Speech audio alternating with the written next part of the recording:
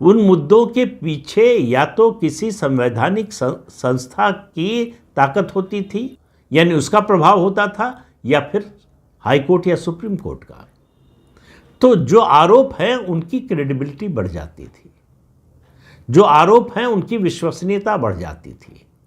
और जब सत्तारूढ़ दल यानी कांग्रेस पार्टी उसका जवाब नहीं दे पाती थी, कोई संतोषजनक जवाब नहीं दे पाती थी, तो उसका प्रभाव बढ़ जाता था। इसलिए भारतीय जनता पार्टी विपक्ष की पार्टी के रूप में ज़्यादा प्रभावी नज़र आती है। अगर आप पिछले 10 साल की बात करें, बाकी उससे पहले की बात छोड़ दें, जनसंघ के समय या फिर उसके बाद भारतीय जनता पार्टी बनी तब की बात छोड़ दें, उस समय सोशलिस्ट पार्टी भी हुआ करती थी, डॉक्टर राम मनोहर लोहिया और बड़े बड़े नेता होते थे, कम्युनिस्ट पार्टी भी एक समय बड़ी पार्टी हुआ करती थी। उस समय की बात अभी छोड़ दें, केवल भारतीय जनता पार्टी और कांग्रेस की बात करें तो भारतीय जनता पार्टी ने जो मुद्दे उठाए उसके आधार पर न केवल इन संवैधानिक संस्थाओं की संस्तुति थी या उनकी रिपोर्ट उसका आधार थी, बल्कि उसके बाद जनता का समर्थन भी मिला, मतदाता का समर्थन मिला। भारतीय जनता पार्टी मतदाताओं को अपनी बात समझाने में सफल रही। कांग्रेस पार्टी लगातार असफल हो रही है। कांग्रेस पार्टी के पास मुद्दे कहाँ से आते हैं? कांग्रेस पार्टी के पास मुद्दे आते हैं विदेशी संस्थाओं से, जो संस्थाएं घोषित रूप से भारत विरोधी हैं।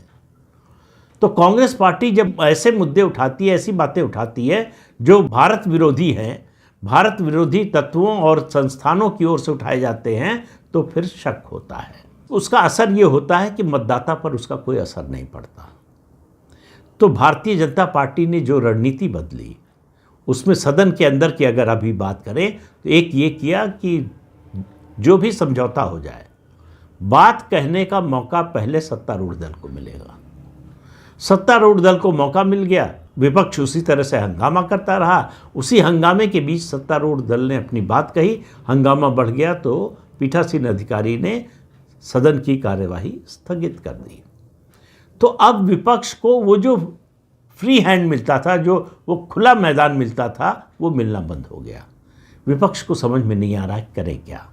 दूसरा मुद्दा, ये पहली बार हो रहा है, 1999 में सोनिया गांधी लोकसभा की सदस्य बनी, 2004 में राहुल गांधी लोकसभा के सदस्य बने। तब से लेकर आज तक कभी ऐसा नहीं हुआ कि सोनिया गांधी या राहुल गांधी पर सीधे व्यक्तिगत आरोप लगाए गए हों, और आरोप भी कैसे? भारत के विरोध में काम करने का, देश के विरोध में काम करने का।